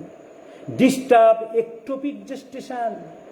প্রেগনেন্সিটা ওইখানে হয়েছিল, ওই ampullary part of the Fallopian tube, ওখান থেকে আর ব্লাস্টোসিস্টটা আসেনি জরায়ুর মধ্যে, ওইখানে বাড়ছে, ফুলছে ফুলছে, বটগাছ যেমন পাঁচিলের গায়ে বড় হচ্ছে বড় হচ্ছে, পাঁচিল ভাঙার চেষ্টা করছে, তেমনি এক সময় ইউট্রাইন টিউবটা রাপচার করে দিল, গলগল করে রক্ত বেরোতে আরম্ভ করলো, রক্ত পেরিটোনিয়ামের মধ্যে চলে যাচ্ছে, শক হয়ে যাচ্ছে, কোলাপস হয়ে যাচ্ছে। So this is a blood. সেই ব্লাড, অনেক ব্লাড, সেই ব্লাডে মারাত্মক শক, প্রেশার ফল করবে, সাংঘাতিক ব্র্যাডিকার্ডিয়া হবে। Treatment immediate hospitalise, immediate nursing home. তুমি যদি না জানো, হ্যাঁ দেখছি আমি থ্যালাসপি বার্সা প্যাস্টোরিজ মাদার দেবো, তার সঙ্গে আষ্টি লেগো দেবো, আর না কমলে মিলিফোলিয়ামটা দেবো। No no no no no no medicine would not able to control this case. Please hospitalise patient. তার জন্য তোমাকে কি করতে হবে? তোমাকে জানতে হবে যেটা ডিস্টার্ব একটোপিক প্রেগনেন্সি কি থ্রেটেন্ড অ্যাবর্শন। একটোপিক প্রেগনেন্সি কলসি কলসি রক্ত বেরোবে, পাগল করা ব্যথা হবে, শক হবে, প্রেশার ফল করে যাবে, আর পেটের যেদিকে রাপচার করছে সেদিকে হাত দেওয়া যাবে না পেটে। So threatened abortion. আর এক ধরনের অ্যাবর্শন হচ্ছে ইনএভাইটেবল অ্যাবর্শন, অপরিহার্য। একেবারে টুকরো ডাক্তারবাবু পড়ে গেছিলাম কলতলায়, এইরকম একটা বড় টুকরো বেরিয়ে গেছে, জানেন ওইরকম হাত পা মতন যেন দেখলাম। কি হলো ডাক্তারবাবু? ফিটাস বেরিয়ে গেছে, ভেঙে গেছে, রক্ত বন্ধ হচ্ছে না। This is called inevitable abortion. এখানে তোমার অ্যাডভাইস কি? এখানে কোনো ওষুধ নয়, immediately hospitalise for D and E you are unlucky, তোমার লাক ফেভার করেনি, তোমার বাচ্চা নষ্ট হয়ে গেছে, তোমাকে গিয়ে আবার পরিষ্কার করাতে হবে। তাহলে যদি থ্রিটেন্ড অ্যাবর্শন হয়, ধাক্কা খেয়েছে, একটু রক্ত পড়ছে, উই হ্যাভ এন স্কোপ। আঘাতপ্রাপ্ত হলে the first medicine is arnica. Arnica arnica montana has a wonderful action over the extravasation of blood. And first treatment ওষুধের থেকে বেশি ইম্পর্টেন্ট কি বলেছি, কমপ্লিট রেস্ট ইন বেড। পায়ের নিচে একটা বালিশ দাও, টোটালি রেস্ট। ব্লিডিং ইভেন বন্ধ হয়ে গেলেও আরো 3-4 দিন 5 দিন পুরো রেস্টে থাকতে হবে। সো ব্লিডিং হতে পারে, আর্লি প্রেগনেন্সিতে ব্লিডিং হতে পারে। বেশিরভাগ কারণে হয় threatened abortion or inevitable abortion or ectopic pregnancy rupture. তিনটে ডিফারেন্স আমি কি বলে দিলাম। থ্রেটেন্ড অ্যাবর্শন হলে আমরা রেস্ট এবং হোমিওপ্যাথিক মেডিসিন। লাল ব্লাড বেরোচ্ছে, প্রচুর পরিমাণ ডাক্তার, ব্লাডটা বড্ড বেরোচ্ছে, লাল আর বমির ভাব, গা গুলাচ্ছে। আমার তো গা গুলানো এখন আর ছিল না, প্রচণ্ড গা গুলাচ্ছে। জিভটা দেখি clean tongue, ipecac is the choice of remedy. Clean tongue, constant nausea, bright red blood.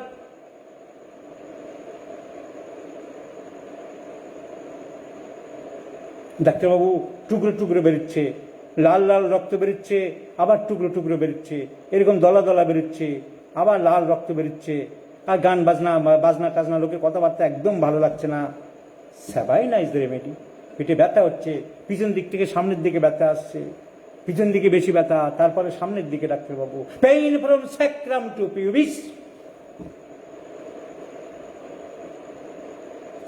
Flow bright red, flow partly fluid, partly clotted. Sabina may be choice of remedy. Noise aggravates, sound aggravates, music aggravates. So, in every case, we have entered into the new world. আর এক ধরনের haemorrhage হতে পারে, তাকে বলা হয় অ্যান্টিপার্টুম haemorrhage, যা কিনা 7 মাসের পরে গিয়ে হয়। আগের যে হিস্ট্রি বললাম আর্লি হেমারেজ, আমাদের এখনকার chapter haemorrhage during pregnancy. Early haemorrhage হতে পারে due to threatened abortion, due to inevitable abortion. আর একটা হেমারেজ 7 মাসের পরে গিয়ে ব্লিডিং হচ্ছে, সেটা কারণ একটাই, প্লাসেন্টা রাপচার হয়ে গেছে। কারণ প্লাসেন্টা ঠিক মতন মাঝখানে বাসা বাঁধতে পারেনি, ঠিক মতো মাঝখানে গোটা, কখনো হয় পিছন দিকে একটু গেছে, লেগে গেছে, পিছনের দেয়ালে, ইউটারাসের পিছনের দেয়ালে লেগেছিল, যাকে বলা হয় প্লাসেন্টা প্রোসেন্টা, কিংবা সামনের দিকে লেগেছিল, যাকে বলা হয় প্লাসেন্টা প্রিভিয়া। এইসব দরকার নেই নাম মনে রাখার। মোট কথা প্লাসেন্টা ডিটাচড হয়ে গেছে, প্লাসেন্টা ঠিক মতো লাগেনি, তার জন্য ব্লাড বেরোতে পারে, তাকে বলা হয় অ্যান্টিপার্টুম। এক কারণ হতে পারে placenta is implanted partially on the lower uterine segment, তাকে বলা হয় প্লাসেন্টা প্রিভিয়া। মোট কথা প্লাসেন্টার গন্ডগোলের জন্য আমাদের অ্যান্টিপার্টুম হেমারেজ হতে পারে। এর আরেক নাম হচ্ছে accidental haemorrhage, not due to accident. এখানে আমাদের ওষুধ দিতে হবে এরকম, টকটকে লাল রক্ত, ওই ইপিকাক হতে পারে, কোনো সিমটম পাচ্ছি না, সামান্য কোনো ব্যথা নেই, পেনলেস ব্লিডিং, মিলিফোলিয়া মাদার, খুব রক্ত বেরোচ্ছে, গড় করে লাল রক্ত। Erigeron is one of the important medicine, erigeron. So there are haemorrhage in the early part of the pregnancy and the late part of the late part hemorrhage is due to detachment of the placenta, which is known as antepartum hemorrhage, APS. প্রেগনেন্সির সময় আরো সমস্যা আসতে পারে কি, toxaemia of pregnancy, যার আরেক নাম হচ্ছে প্রিএক্লামসিয়া। ওই ব্লাড প্রেশার বেশি, ক্রনিক হাইপারটেনশন, তার থেকে কিডনি খারাপ হয়ে গেছে, তার জন্য হাত পা ফুলে গেছে, তাকে বলা হয় টক্সিমিয়া অফ প্রেগনেন্সি। এখানে আমরা ট্রিটমেন্ট করতে পারি। ব্লাড প্রেশার চেক করতে হবে, ইমিডিয়েটলি ব্লাড প্রেশার কন্ট্রোল করতে হবে, করে আমরা এই টক্সিমিয়াকে প্রেগনেন্সি কন্ট্রোল করতে পারি। নাও লেবারের সময় চলে এসছে। নর্মাল লেবার যদি কেউ করাতে চায় করাতে পারে। ভার্টেক্স প্রেজেন্টেশন যদি থাকে, normally vertex presentation, normal labour কেউ করাতে পারে। তার অনেক ওষুধ আছে, নর্মাল লেবারের মেকানিজম আছে, সেগুলো সব এগুলো আমাদের এত জানার দরকার নেই। কিভাবে নর্মালিজম হয়? নর্মাল লেবারের প্রথমে হয় engagement, descent and flexion, internal rotation, extension of the head, restitution, external rotation, এইরকম ঘুরে মাথাটা উপর থেকে আস্তে করে নিচের দিকে চলে আসবে, ল্যাটারাল ফ্লেকশন, অ্যান্ড এইভাবে চলে আসবে। নর্মাল লেবারের যদি ইঞ্জুরি হয়, ওয়াস খুব tight, the best medicine for normal labour. কিছুতেই লেবার আসছে না, পেন হচ্ছে, আওয়ার হচ্ছে না, os is very tight, the one strongest medicine in homoeopathy is কলোফাইনাম।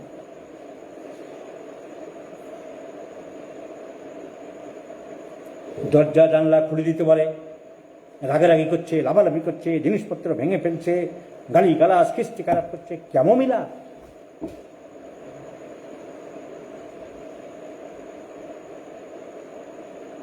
খুব নার্ভাস, কাঁপুনি হচ্ছে, শীত করছে, আমি কি করব, আমি বাঁচবো, হাত পা কাঁপছে, জিভ কাঁপছে, জেলসিমিয়াম।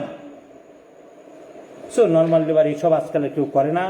যদি কেউ করে তাও বললাম, নাও ডেলিভারি হয়ে গেল বাচ্চার মাথার এখানটা কিন্তু বড় থাকে, দ্যাট ইজ নর্মাল। তাকে বলা হয় moulding of the head, moulding of the head. তো নর্মাল লেবার আমরা ডিটেলস আর কিছু বলবো না।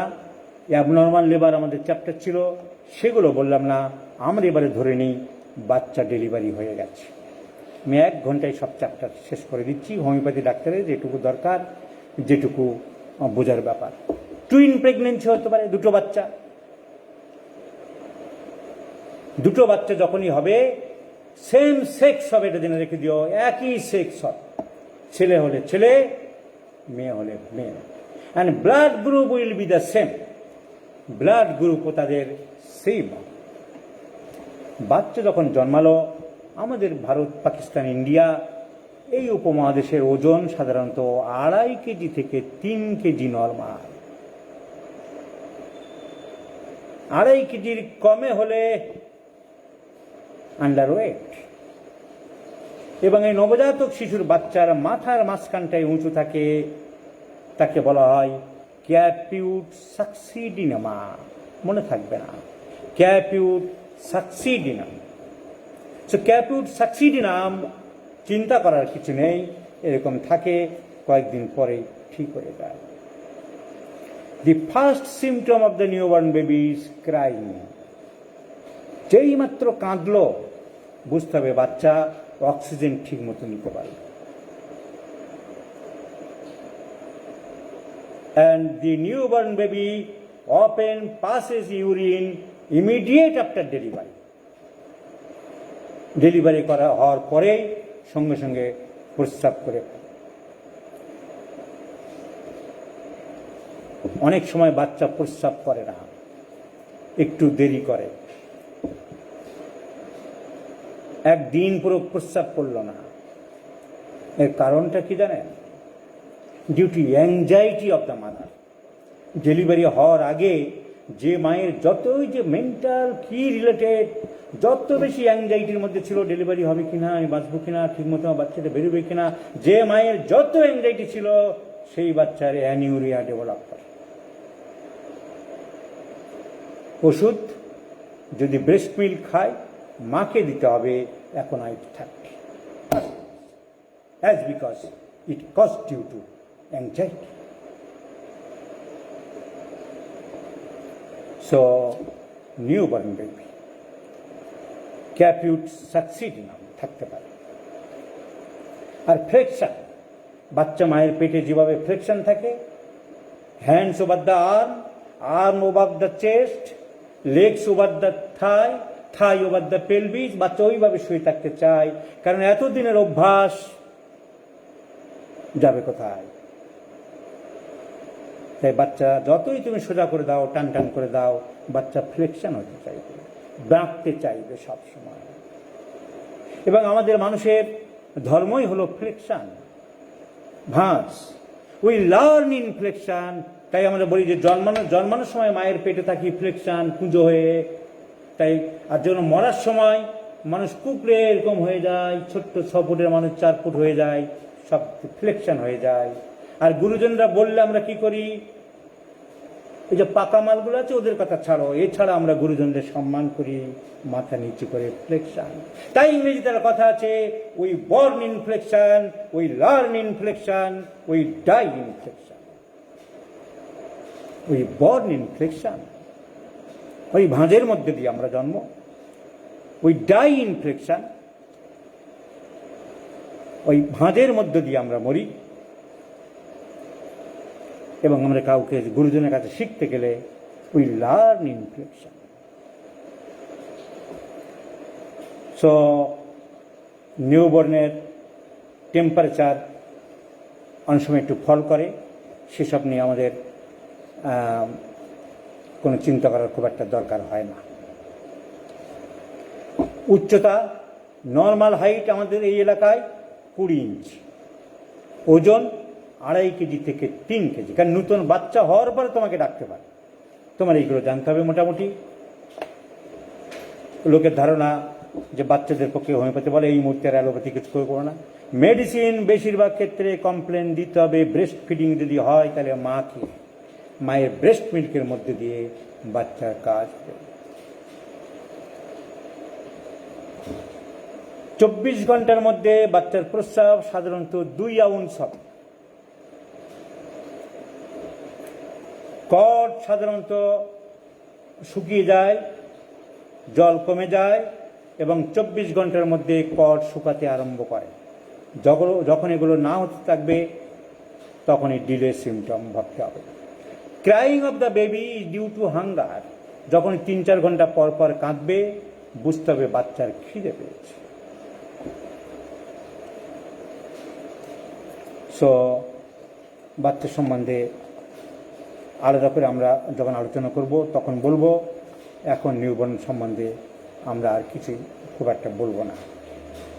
প্রিম্যাচিওর বেবি সম্বন্ধে একটি বলি, যে 7 মাসের বাচ্চা যখন জন্মেছে, 8 মাসের প্রিম্যাচিওর বাচ্চাকে আমাদের কিভাবে ম্যানেজ করতে হয় বাড়িতে আনার পরে। হসপিটালে বা নার্সিংহোমে থাকলে তো আমাদের কিছু করার নেই।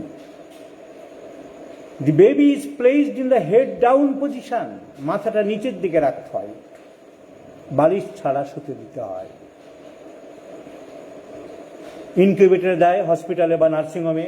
When incubator is not available, the cot is kept in a room which is warm. সাধারণত গরম বা টেম্পারেচার ঘরে বাচ্চাকে রাখতে হয়, ইনফেকশন যাতে না হয় সেদিকে দেখতে হয়। ব্রেস্ট মিল্ক যদি মায়ের থাকে sufficient, breast milk is the main food of the choice. আমরা সবসময় ব্রেস্ট মিল্ককে এনকারেজ করতে বলব। সো দিস ইজ অ্যাবাউট বাচ্চার জন্ম থেকে ডেলিভারি পর্যন্ত আমরা এগুলো জানি। জন্ডিস, একজন প্রশ্ন করছে জন্ডিস। এই সময় বাচ্চাদের নিউবর্নদের অনেক সময় জন্ডিস দেখা যেতে পারে। সো জন্ডিস দেখা যেতে পারে। There is excess of bilirubin in the liver, may excretes in the blood. এমনকি 12 মিলিগ্রাম পর্যন্ত হিমোগ্লোবিন বাড়তে পারে, কনজুগেটেড বিলিরুবিন। সেটা ভয়ের কিছু না, that is normal. This is called physiological jaundice. So এই জন্ডিস নিয়ে আমাদের চিন্তা করার খুব একটা কিছু থাকে না। তো এরপরে যদি কারোর প্রশ্ন থাকে, সব কিছু সবসময় মনে থাকে না, আমি টোটাল একটা বই, যেটুকু হোমিওপ্যাথ ডাক্তারদের জন্য দরকার সেটুকু জিস্ট করে আলোচনা করলাম।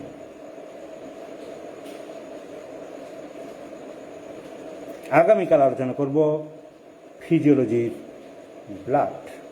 What is blood? What is the composition of blood? What do you mean by coagulation of blood? What are the coagulation factors? এই সম্বন্ধে আরো প্রত্যেক সাবজেক্টেই। তারপরের দিন অ্যানাটমির একটা টপিক আলোচনা, তারপর দিন প্যাথোলজির একটা টপিক আলোচনা করব। You should know, you should well aware that for every subject, for each individual subject, it may be required separate or different teachers from the different parts. But in this, who are my followers, for whom, for they, for you, Dr. Robin Burman is one in all. Good night. কারো প্রশ্ন থাকলে লিখবে, আমি post দিচ্ছি।